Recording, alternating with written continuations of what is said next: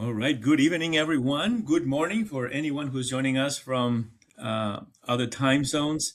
We're delighted to have you with us. We're going to start in about a minute, allowing people to trickle in. So please just give us a few seconds before we get started. Thank you for joining us.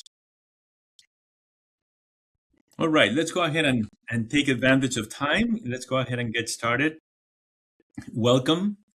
My name is Daniel Pasco Aguilar. I'm founding director of the Center for Social Justice and Chief Diversity Officer at Excelsior University.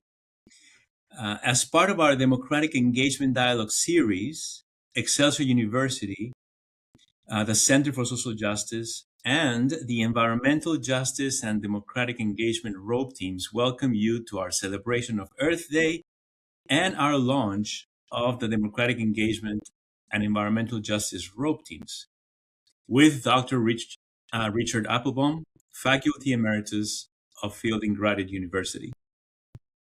For those of you who are not acquainted with Excelsior's rope teams, we have 16 communities we call rope teams that we describe as representation and support villages around our students based on the dimensions of identity and the areas of social justice that matter to them and to allies. If you want to learn more about our rope teams or how to engage with them, you can visit them at communities.excelsior.edu, or you can contact the Center for Social Justice for more information. Before we introduce our amazing speaker today, Dr. Appelbaum, I want to thank a number of people and units that made today's event possible, starting with Connor, Stacy, Jason, and Erin from Communications, Maria, Courtney, and Naila from Marketing, Jamie, Mackenzie, and Michelle from Alumni Relations, Dr. Davis White Eyes and Dr. Nicholson, and Marlon from Fielding Graded University, Excelsior's Cabinet, Jill and Lori from the President's Office, and Ruby from the Center for Social Justice. Thank you so much for your partnership and support. Today's keynote will be followed by a question and answer session. So we encourage everyone to share your questions and comments in our Q&A space throughout Dr. Appelbaum's presentation. Ruby, Connor, and I will monitor and bring your questions and comments to his attention for his response and insight. Now, to get started, I have the pleasure of introducing Ruby Blancas Orduña, our new program director of the Center for Social Justice. Welcome, Ruby. We're so happy to have you, who will share with us a few words on the importance and urgency of environmental justice and democratic engagement in our attempt to respond to our current challenges. Welcome, Ruby. Thank you, Daniel. And thank you, everyone, for joining us today.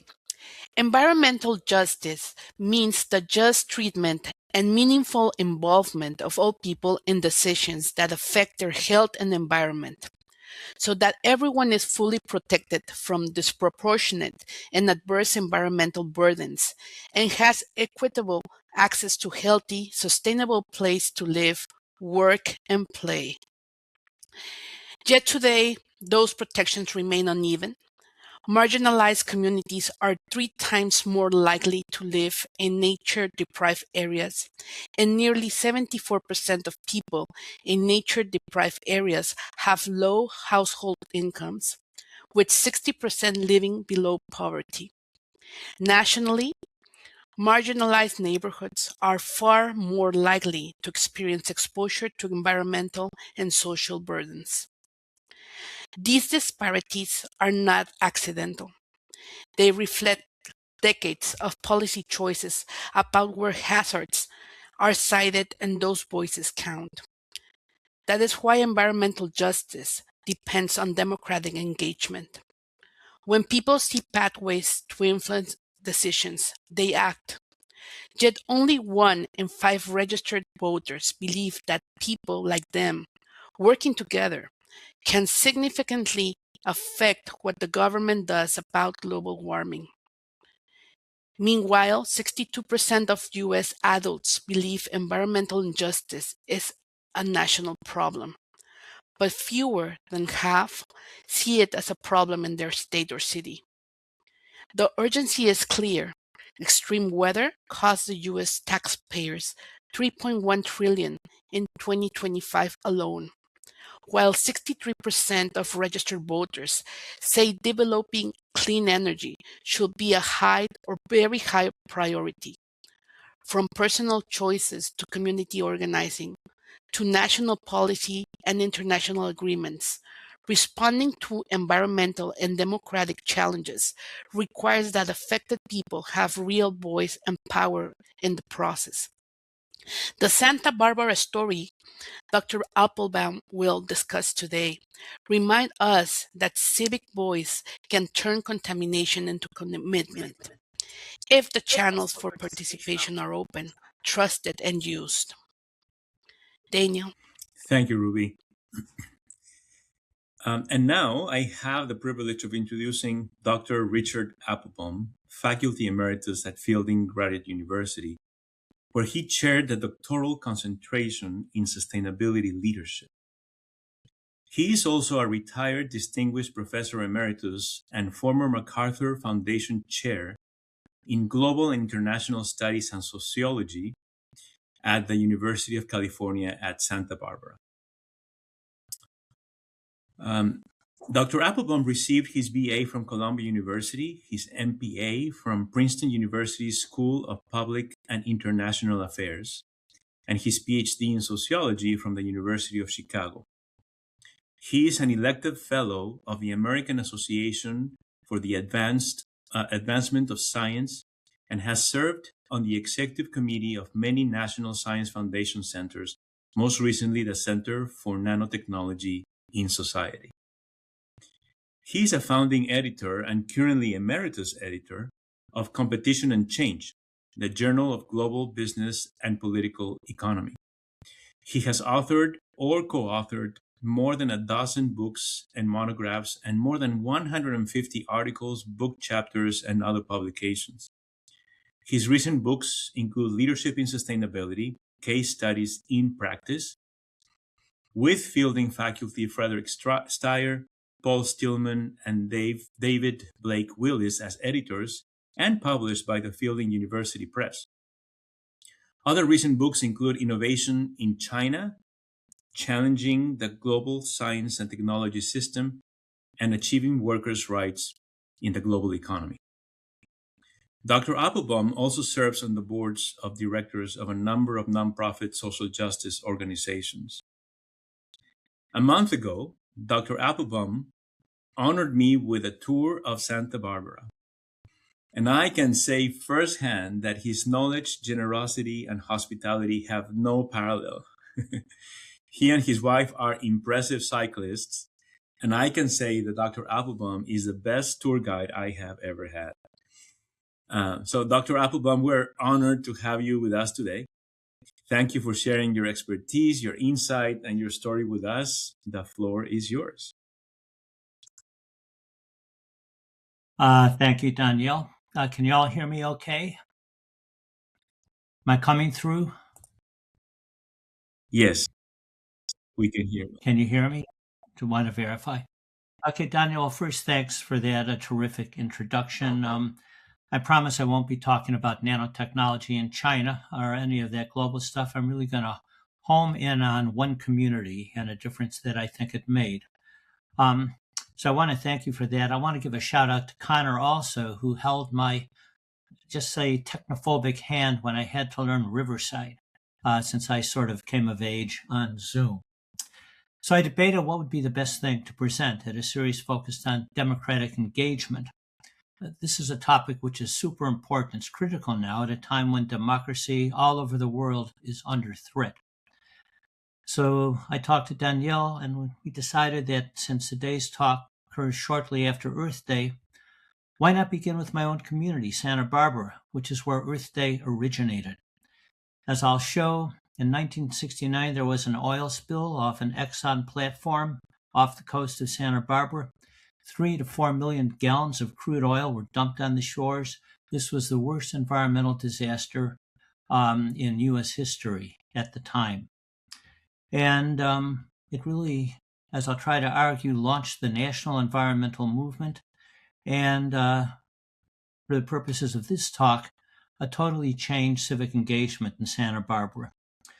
To sort of preview what I'm going to get to, grassroots action resulting from this led to lasting civic engagement by ordinary citizens, many of them at the time undergraduate students.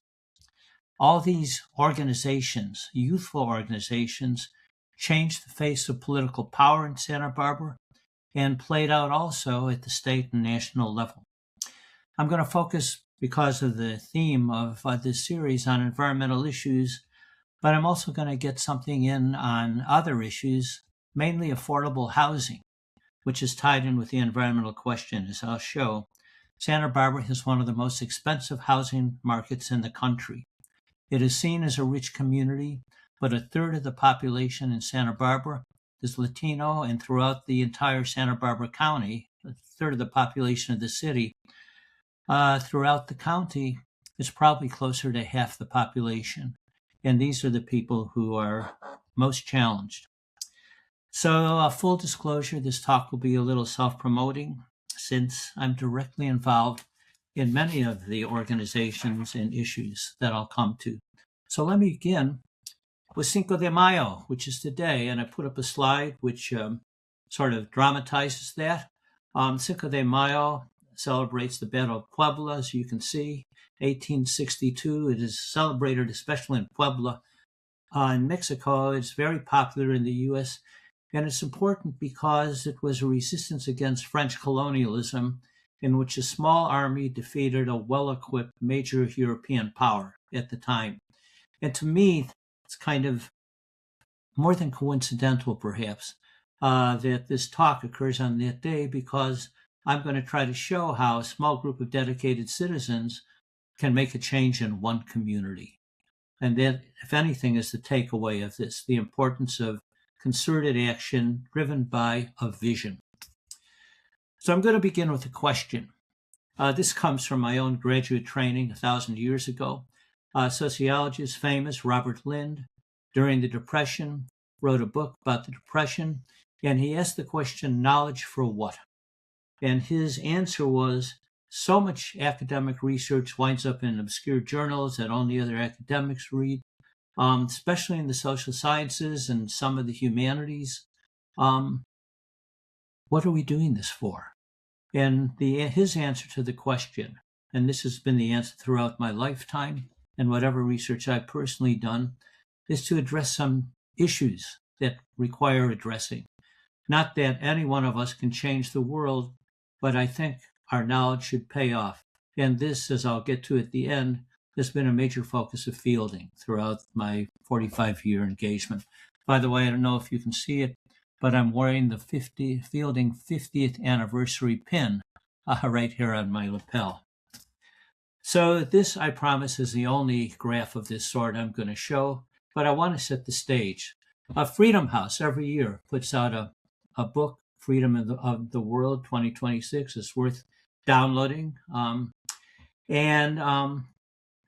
selected a graph that only shows a few charts. They measure freedom in terms of freedom of the press, freedom of association, various types of oppression and so on a 100-point scale.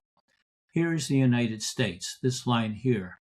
20 years ago, we were 93 on a 100-point scale. That's, I'd say good, solid, maybe A, low A. And now we are tied with South Africa at 81 on the scale. A huge decline in the United States. Europe has done better. Started a little higher, 94, and now it's 90 on that scale. I won't go down all of these, but here I've summarized some of the major findings. South Africa dropped a little, tied now with the U.S. Brazil, under Bolsonaro, dropped from 77 to 73. There's an up. The 73 represents a recent uptick, as you see, since the Lula government came into power. Hungary dropped precipitously under Orban's regime from 93 to 65, and India has also dropped under Modi's regime, and this is true of many countries. And this sort of summarizes the problem that while many rights and liberties declined, most notably freedom of the press, personal expression, what you say online, for example, and due process of the law. So that's kind of the setting for what I'm going to talk about. So we're going to look at a century now of civic engagement in Santa Barbara. And this, by the way, shows our coastline. There's a 4,000 foot high, rising to 5,000 feet over here, mountain range behind the city and the coastline. So just to sort of give you a little geography here. Santa Barbara is called the South Coast because our coast right here is actually south-facing, an interesting geological formation, quite unusual, which gives us our unique Mediterranean climate. The city of Santa Barbara is right here. The county itself extends from here to Santa Maria. The northern part of the county is much more farm worker, much more Latino. What we call the South Coast is much more, sort of professional, driven really by the growth of the University of California at Santa Barbara, which began in the 1950s, and also Santa Barbara City College and Westmont and other educational institutions. What this chart does not show is this. Well, I just took this picture and put it here because these are not exactly to scale, but there is extensive offshore oil drilling in the Santa Barbara Channel between the Channel Islands here and the mainland. And this shows it much better, and I'm not going to go into this. This shows every platform that exists, some of which are still drilling off the shore of Santa Barbara. What I want to call your attention to are these dotted lines here, because this will become important in the story later on. These show where the oil goes from the platforms to storage areas on shore. And you can see there are quite a number of these. Okay, so this is the basic picture. Let me back off oil for a moment, because that's going to be a major topic of discussion later, and give you a little history of Santa Barbara. Well, first, this entire section of the coast going far north of Santa Barbara for 13,000 years was occupied by various Chumash nations that spoke similar but somewhat different languages. And then Juan Cabrillo arrived in 1542. The Spanish conquest, colonialization began, and a mission was built in 1786. And the purpose of the mission was to civilize the Indians and turn them into good Christians. This is the Santa Barbara mission today, the queen of the missions, as we like to call it. The missions in Santa Barbara extend from San Diego to the Bay Area. They are roughly a day's journey by horseback apart, and they are part of the, quote, civilizing mission of the Spaniards. I will say that the mission today has become much more progressive on this issue. They've changed the history that you got when you went on tour from when I arrived in Santa Barbara, pretty close to a half a century ago. The first offshore oil drilling in Santa Barbara was in 1896. There were 187, almost 200 offshore wells. By 1902, the whole coastline was dotted with oil wells, many extending their drilling into the ocean, where the University of California is on the coast, and the student community of Isla Vista on the coast. That was oil wells at the time. Just a little fun fact. Has nothing to do with anything, but you may not know that the world's entertainment industry, Hollywood, was Santa Barbara before it was Hollywood in the early 20th century. That's when silent films, cowboy films, Wild West films, they were filmed in the mountains of Santa Barbara. And this is State Street in Santa Barbara in 1878, just to give you a sense of not so long ago, less than 100, well, a little more than 100 years ago, 150 years ago. This is what Santa Barbara looked like. And this is State Street today, now imperiled. So I think one thing to emphasize is that it has been disasters that have built Santa Barbara. And maybe this is true in many places when people rise up to solve a problem in the face of some major destruction. So in 1925, there was an earthquake, which is part of the Santa Barbara history and legend. put up a couple pictures of this. It pretty much demolished much of the downtown, which was old Wild West structures for the most part.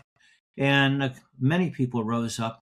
I featured two of them, Bernhard Hoffman and Pearl Chase.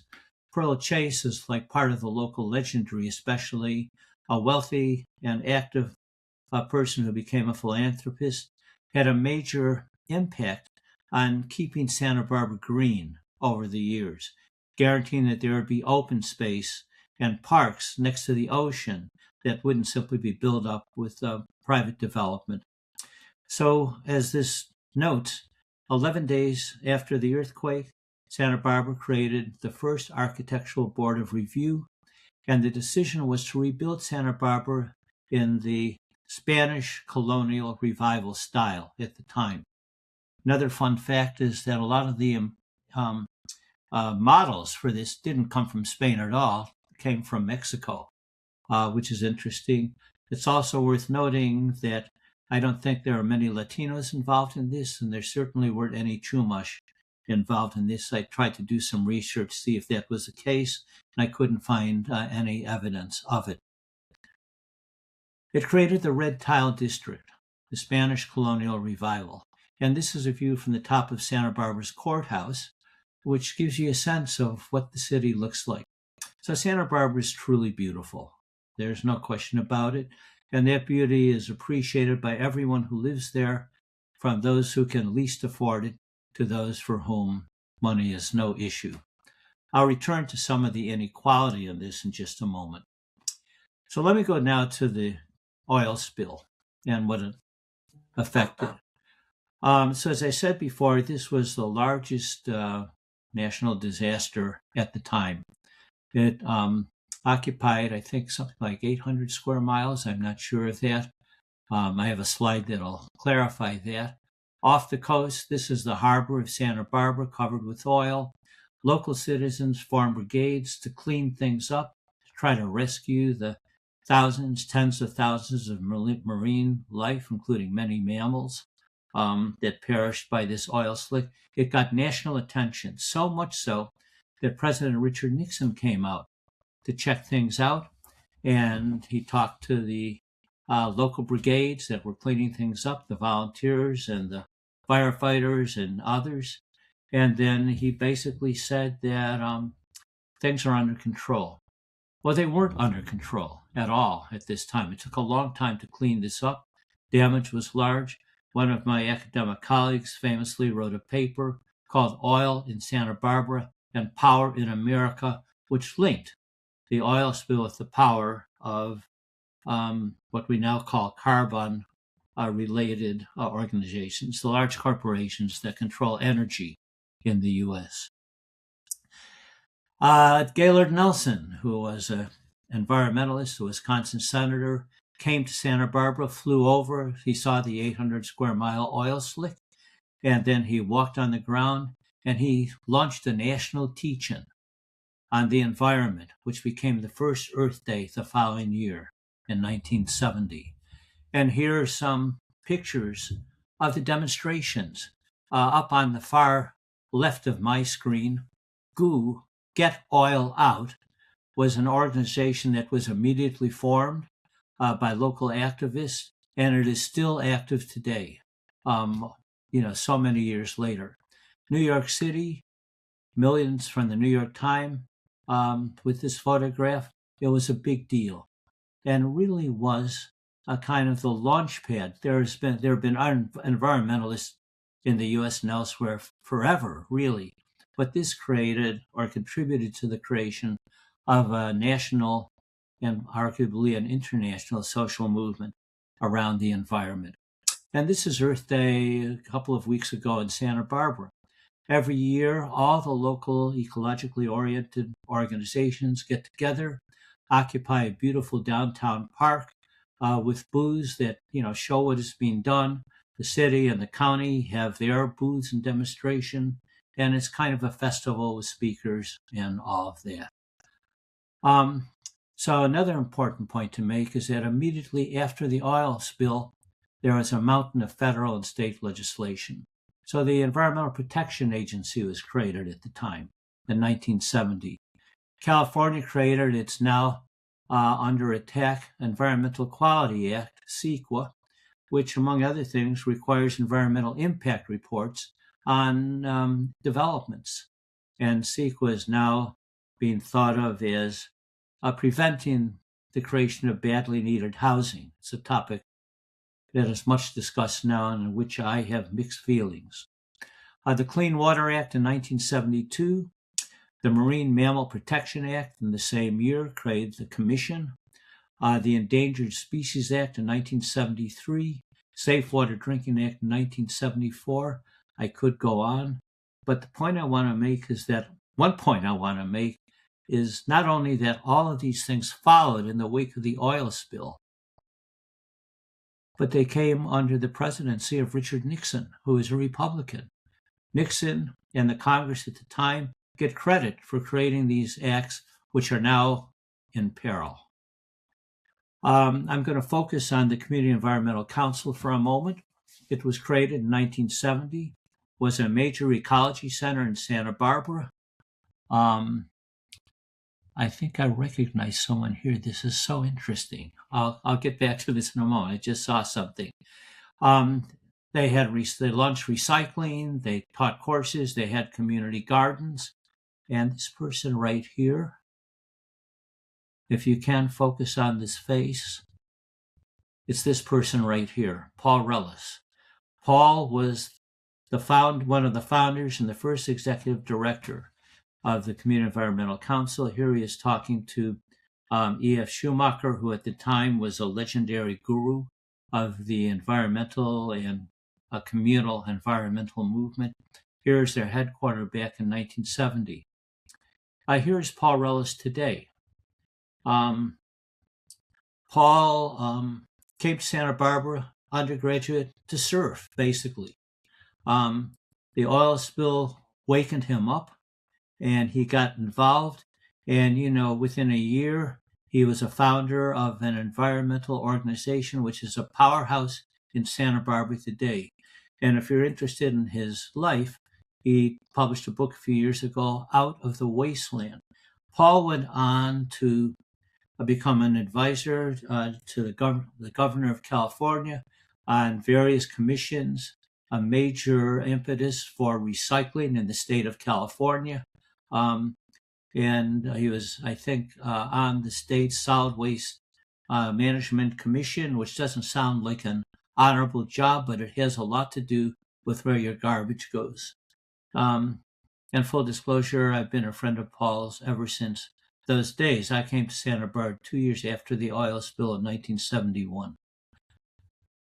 Here is Community Environmental Council today. They have something called the Hub in downtown on State Street. It is a gathering place for all sorts of organizations, for meetings, for book groups, for famous speakers who come through. It's become a center of environmental activities of all sorts in Santa Barbara, 50 years later. So following the oil spill, there was a huge upsurge in civic engagement, as this slide shows. In 1973, a citizens' coalition came together. This was simply a group of former UCSB students, environmentally oriented faculty, local activists like Paul Rellis, many others that I could name. And they said, the city council has been run forever by developers, by pro-growth coalitions, by the business community. Not that I'm not being critical of that interest, but the environmental voice simply was not heard. So they pulled together a slate of 4 people. City council, I should mention, has 7 people on it, a mayor and 6 council members. The mayor is what we call a weak mayor in the sense that he's 1 vote among 7. He can influence the agenda, he runs the meetings, but his vote is just 1 of 7. And it switched the city council to a 4-3 vote on for environmental protection issues and other issues that I'll talk about. And this was, within 4 years of the oil spill. I'm going to overview a few of these things right now, just to give you a sense. So one thing was a newspaper, the Santa Barbara News and Review. This was a bunch of students who had run the campus newspaper, which was kind of a radical, progressive newspaper in sync with the anti-war movement and in sync with the civil rights movements of the late 60s, early 70s. They lived in a huge house in a commune, I would say, a huge mansion that rented for nothing in those days. There must have been 8 or 10 people there, and they created a newspaper which would be a rival to the daily newspaper, which was, not exactly in line with their thinking. Right here, the West Side Neighborhood Medical Clinic. This was a small group of doctors and nurses and other people who wanted to bring health care to an underserved Latino community. So they created a clinic, rented a place. It was run in keeping with the spirit of the times collectively. Doctors, nurses, everyone had one voice. I can't say it always worked well, but it was a great concept. And this is quite dear to my heart. The city wanted to know how big should it grow. At the time, there were 73,000 people. They'd hired a consultant who projected past growth and said, let's grow out and follow this. Well, the city could have grown to the zoning would permit 170,000. So a group of 5 of us, including Paul Rellis and myself, put together a proposal. We worked for virtually nothing. We recruited over 100 citizens, volunteered to part do the research. It was now what I understand to be participatory action research. And we did a study which had 7 different growth scenarios, showed the impacts of each from no growth to full build out of the zoning, and had a huge public meeting and asked the city, what do you want? What would be best? My role in this was really the economic study. So today, the News and Review has become the Independent, 40 years old, and one of the most read both online and in print. The clinics, there are now 7 clinics throughout the city, and this version here is now becoming what you see on your screen. And the impacts of growth has raised the question, have efforts to control growth create the housing shortage in Santa Barbara? I'm going to get into that in a moment, so I won't linger over this. But this is obviously a deeply important personal question, since I was quite active in my early years as an assistant professor in the no-growth movement in Santa Barbara. I'm just going to now quickly run through some organizations to show you who are at the table or at the meeting room at the city, at the county, and at the state from Santa Barbara. Well, these 3 that you see are ones that I'm all involved with, so that's why I put them up first. SB Can was created, I think, 25 years ago. It's county-wide, and all these are county-wide, and it really is the most progressive, some would say left-leaning organization on issues. Gray Panthers on the right are people my age, people in their 80s, 3 of whom were former supervisors on the Board of Supervisors. We have mayors, we have attorneys. This is something that retired people with a lot of experience can bring to bear on local issues. And CLUE, Santa Barbara, CLUE stands for Clergy and Laity United for Economic Justice. We bring in the faith communities, hopefully to show up at meetings and to serve on our board and so on, to bring not only the numbers in, but the beliefs that underlie all religions about social equality. I've mentioned Community Environmental Council. Environmental Defense Center will visit again in a moment. It has played an absolutely key role in fighting the return of big oil. These are all the Latino-oriented organizations, or at least most of them. 805 on DocuFund. 805 is the area code in Santa Barbara. And Immigrant Legal Defense Center are in the forefront in the fight against fight for immigration rights in the current environment. Cause is the county-wide, actually 2-county Latino organization that is really in the driver's seat on issues, Santa Barbara Tenants Union, and a bunch of others that are more common, although I will show you my favorite, the Society of Fearless Grandmothers, which shows up in force at public hearings. I'll mention one other example, another disaster. In 2018, a fire, we have many wildfires here, denuded the mountains above Montecito of foliage. 2 weeks later, there was a freak rainstorm in the middle of the night that dumped a ton of water, and ordinarily dry creek beds became watercourses, rivers filled with raging water, boulders the size of cars, and so on. 23 people were buried alive in that catastrophe.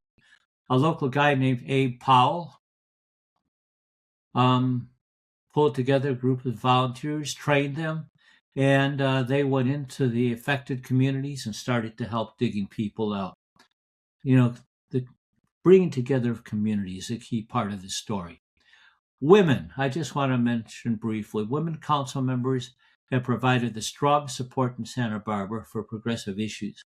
I did a little research, and much to my surprise, 40 of the last 45 years have been served by women mayors. Sheila Lodge was the first, and it's been pretty much consistent since then. On our city council, here's a lovely picture. This is our mayor, and these are our 3 women council members who vote consistently on progressive issues.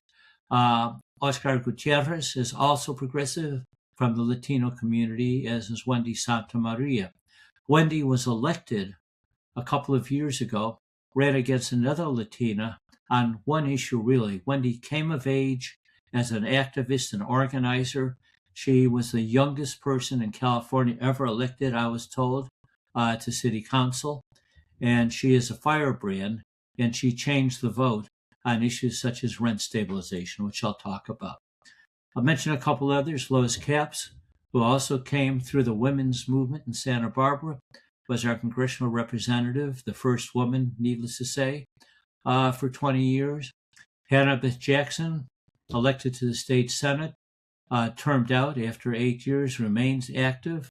And Monique Limon was elected to the California Senate 2020, and this year she became the head of the Senate, the president pro tem, a Latina who worked basically, I think, at the university. Just to again show you what motivated people can do. I'm going to go through these quickly in the interest of time. I hope to finish in 5 minutes. So in 2015, there was another oil spill, a corroded pipeline, which went underground, finally came apart. 100,000 gallons of crude oil were spilled, and this has spawned yet another fight. I'm just going to go through this quickly to give you a sense. So a company called Sable, which no one had heard of, took over Exxon's assets and planned to restart oil production in early 2024. California sued the Trump administration over this shortly after that, because the Trump administration had basically decided that since the pipelines came from offshore, this oil was in federal waters, even though the spill occurred onshore from a pipe that was entirely onshore. It then went to the state regulatory panel, which found Sable guilty of systematic noncompliance, even though Sable continued to start to pump oil. And most recently, a week or two ago, a local superior court upheld the injunction against Sable. So this is an ongoing fight.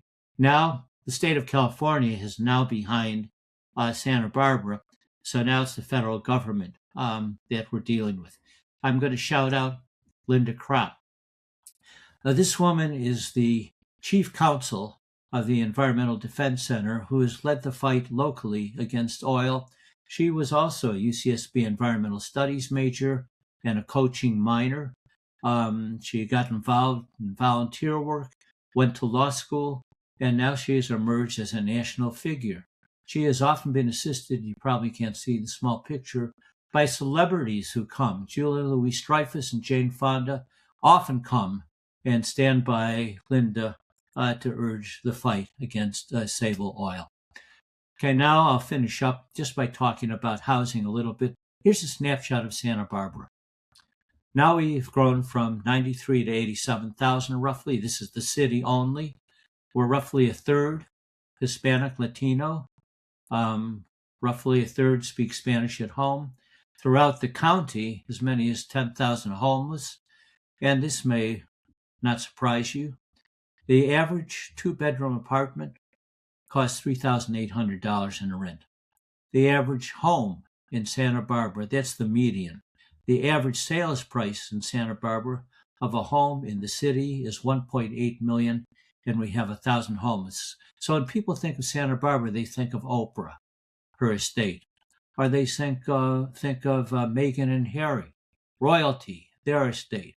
But this is the Santa Barbara we see every day. People sleeping on benches, people in camps. So I'll tell you one struggle that I was involved in here. The city increased the sales tax a couple of years ago by a half cent. That raised almost $16 million. We were pretty much told that a third of that, $5 million, would go into something called the Local Housing Trust Fund, which is run by the Housing Authority, which is a wonderful organization, part of the city. And that money could then leverage money from the state, 8-to-1, and be used to build affordable housing. The city staff came with a proposal, instead of $5 million, to only put $1 million into the Housing Trust Fund, because the city honestly has problems financially, long-term fiscal problems. Its reserves are running out. This large group of organizations, which we at CLUE led, spearheaded, along with the League of Women Voters, put full pressure on, and ultimately the city came up with the $5 million for 2 years that we believe had been promised. And here's a project that has just been, ground has just been broken for, that'll be built with money from the trust fund. A large affordable housing project. Again, no time to get into it, but just again an effort to show you what motivated people can do. And motivation, in my personal experience, means spending 5 hours at contentious city council meetings. I'll just mention one other thing. Rent control, actually rent stabilization, which is a very moderate form of rent control, has been on the books. People have been pushing it because of rents for 10 years. It was the election of Wendy, who I mentioned, to city council, that tipped the balance, and the city is now moving forth with a proposal that got a 4-3 vote to create a modest rent stabilization ordinance, which would limit rent increases to 60% of the consumer price index with other protections. Under California law, when a unit is vacated, the rents can go to market levels, but at least while the unit is occupied, tenants will know how much their rents will go up. This is not a cure, since rents are already high, but it kind of stems the flow of blood a little bit. Okay, I want to switch gears and just say a word about fielding. I think I mentioned this at the beginning. I'll just emphasize it now. All of what I've described is totally compatible with the fielding educational model, since our students are, for the most part, mid-career adult professionals engaged in doing real, practical practice work, and fielding's idea was to bring scholarship into their lives and so they would learn from scholars, but also that the scholars would learn from the students. Because, at least in my view, I'm not speaking for all of fielding, but I think this is widely shared, experience in some ways is as important, and in some cases a more important teacher than book knowledge. There's nothing like being in the trenches to learn what homelessness is really like, whatever you might read in a book. And I'll finish with this. Last month, we had what we call an intensive in fielding. An intensive is a fielding tradition where a group of students and faculty come together for a 3-day workshop on an issue. Since this was Santa Barbara and they came to Santa Barbara, I was able to organize 4 issues: affordable housing, sustainable environment, protecting immigrant communities, and the thriving downtown economy. And in the center of this little complicated Venn diagram, how to achieve a balance. Don't look at this slide. I'll summarize it for you. It's a little complicated. So on these issues, 15 students came, adult, mid-career students, and we organized them into groups of 3. Each group of 3 met with 2 basically policymakers, NGO people, people who were engaged in various things. Just to give you one example, one group of three met with the mayor of Santa Barbara, who is strongly pro-market, anti-rent control, and the other met with the city councilwoman, who at the time was running against the mayor, and she is in the leadership of rent stabilization. And the thought was, let's learn about the complexity of these issues. Let's hear from both sides, and that could be useful. The mayor, by the way, has just announced he's not going to seek a second term, so that, is quite interesting. They met with county supervisors, the executive director of the housing authority, 3 city council members, and the mayor, many heads of NGOs, immigrant rights attorney, and the final meeting was with the city manager right here. So Kelly basically runs the show. Since the city council gets whatever the staff presents, she is in the hot seat on everything, and she is totally embattled at the moment. And she gave up an hour and a half of her time to meet with our students and give all of us a clinic on the reality of running a city when you have decent people on both sides of the issue. So I'll finish with this. Bill McKibben, who is an icon in the environmental movement, has been for 2 or 3 decades, written a gazillion books, founded 360.org, founded something called Third Act for older people in the last third of their lives to work on environmental issues. He came to UCSB to give a talk, Here Comes the Sun, sold out crowd, 800 students and adults and faculty in Campbell Hall. And my takeaway is this. One person can be effective. You can recycle. You can monitor how much water you use. You can pick up garbage on the street. You can vote, very important. But what really counts, I think, is collective action. Not only because there is power in numbers, but there's strength in numbers. And it's so important to be part of the organizations like the ones that I put up on this screen that are people that you can go to the city council with, or go to the county with, or go to the state with, and testify and feel that you are not alone. I'll finish with a quote that McKibben gave at the end of his talk, which I recorded. I'll just say what a deep pleasure it is for me to be in Santa Barbara on Earth Week. I am entirely cognizant of the role that this place and some of the people in this community played in really launching the modern environmental movement. So with that, I'll thank you. And I'll stop sharing my screen if I can figure out how to do it. Here we go.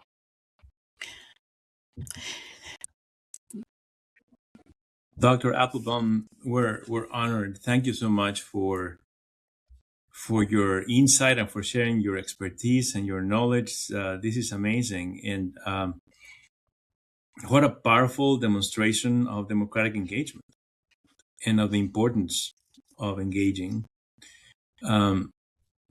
We have a couple of questions in the Q&A space, but before, let me, if it's okay with you, I'll start with one question that I have, and then we'll get to the questions in the space. Just be aware that there are 2 more, so let's budget our time. But you mentioned that, and I'm going to paraphrase, that it has been disasters that have built Santa Barbara, and that it has been people organizing to solve problems that have made Santa Barbara what it is today. And you very clearly showed how that has looked like. We all our democratic engagement dialogue series is focused on thoughts on democracy. Froze. Oh, can you hear me now? Yeah, now I can hear you. Yeah, so we are basing our democratic engagement dialogue series in Dr. Lachelier's Uncommon Thoughts on Democracy, and there are 3 themes that we are highlighting on a regular basis.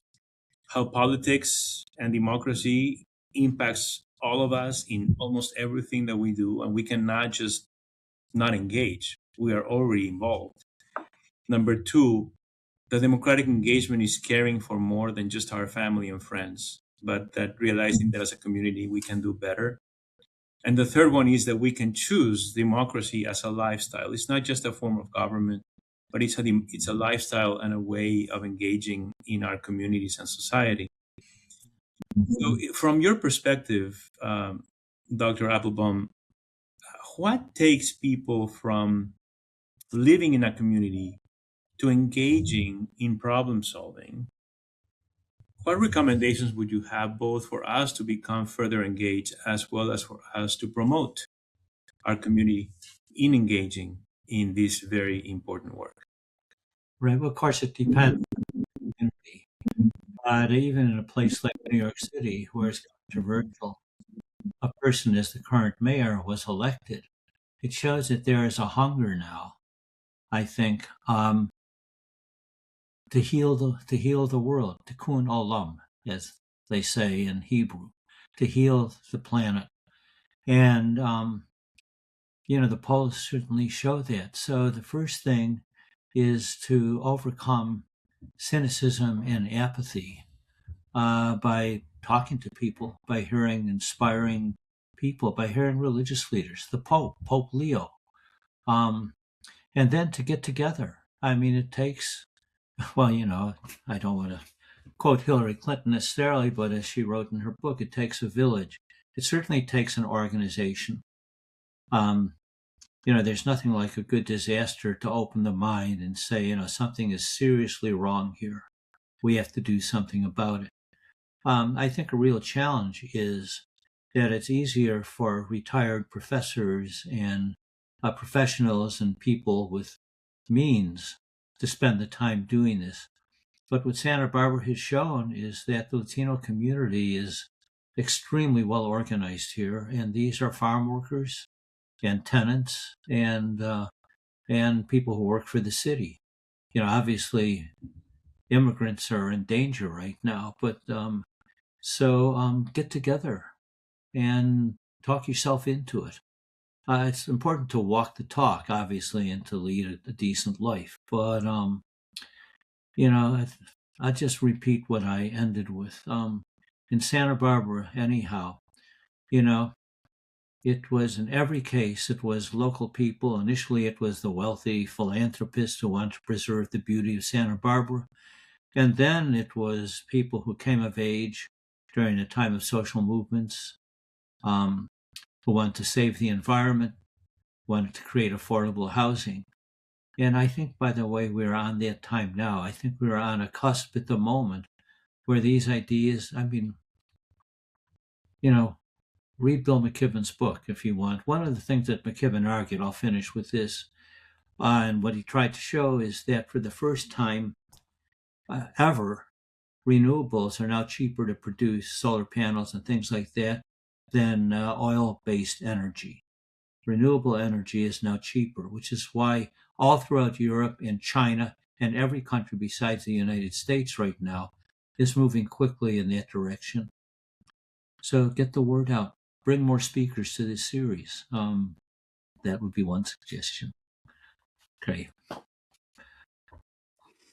Dr. Appelbaum, I wanted to ask you also about the UN reports, the outcomes, for example, from the COP climate change meetings that have been happening, conferences, sometimes feel a little bit distant.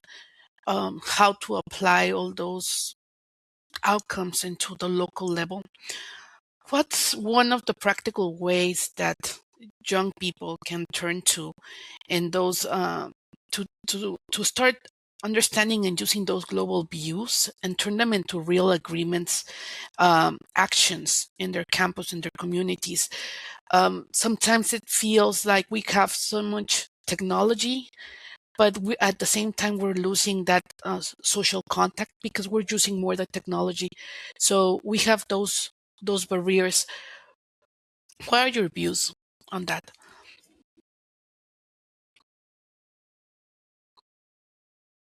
A microphone.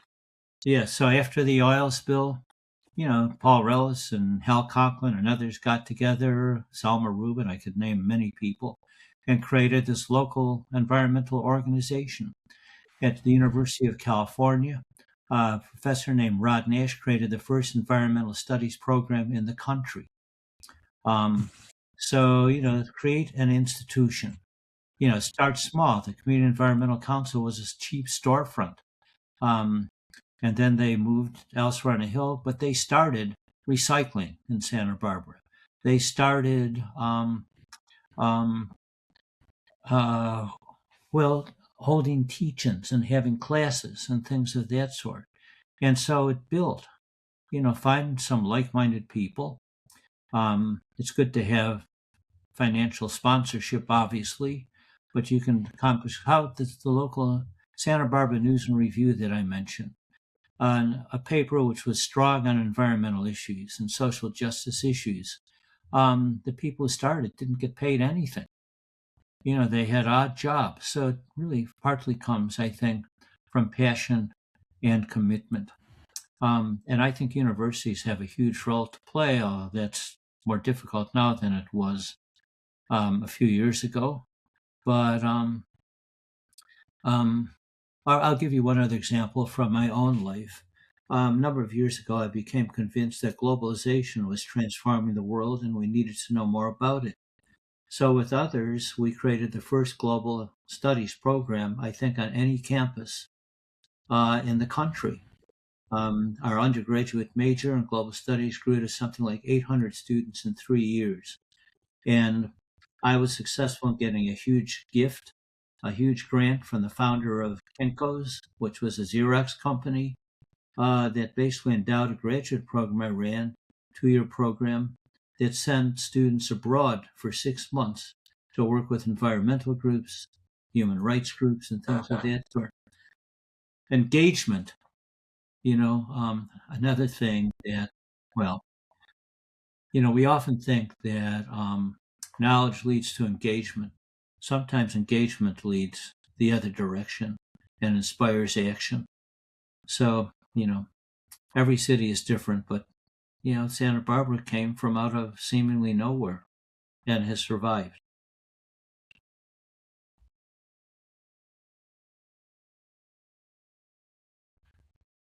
Wait, Danielle, you're on. Can you hear me now? I can hear you now. And so, unfortunately, we're coming up to the end of our time. So I want to start closing our session. For those who might have questions on how to get involved, please remember that we have just launched our environmental justice rope team. And in it, we have a document that has recommendations on different ways of getting involved, on different categories and different formats, so that you can identify the way in which you can engage. I just put the link to that particular resource in the environmental justice page, but I'd recommend going to communities.excelsior.edu and checking it out. And it also offers an opportunity for you to add content or recommend content if you are interested. Dr. Appelbaum, it's been a pleasure. The knowledge that you have is just so impressive and so refreshing, right? To know that you are in such a leader and promoter of work that needs to be done, and that you have done so much, not only for the Santa Barbara community, but for our country. Let me give you space to close if you want to say a few words before we depart. Well, it's looking forward to fielding collaboration with Excelsior. I know we bring the same sensibilities to this, and our paths will cross again. And all the students, any students who are listening to anyone who's listening to this, really get involved if you're not already. I know many of you probably are, but it just takes one step and worlds will open to you. So thank you so much for making this opportunity. Thank you, Dr. Appelbaum. We're really honored. And thank you, Ruby. Thank you, Connor. Thank you, everyone who participated. We have this Democratic Engagement Dialogue Series keynotes every quarter, and we meet every month to dialogue about democratic engagement and ways in which we can get further involved. So join us if you want to learn more about what's coming. Go to excelsior.edu. See you soon. Thank you so much.